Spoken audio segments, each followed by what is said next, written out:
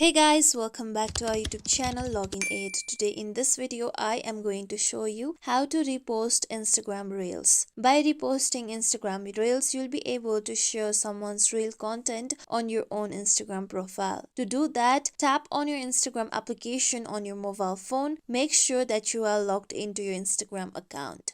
Now here you'll be taken to the home page. Now you can tap on the reel icon on down side. With that, here you can explore all the reels. Now you can choose a specific reel that you want to repost. Then tap on three dots above the album cover. Now here you can see three options at top. Tap on remix.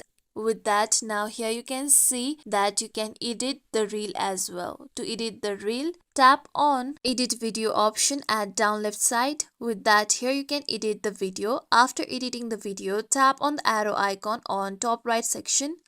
With that, you must enter any of the text or stickers so that you can repost. To add a sticker, tap on the sticker icon at top. To add text, tap on double A on the top. Then enter your text. After you do so, tap on next on down right side. With that, here you can enter a caption or add a poll. Then you can change the settings of reel like tagging people, adding location, sharing to Facebook and more. After completing all the process, tap on next. With that, you'll be able to upload that reel.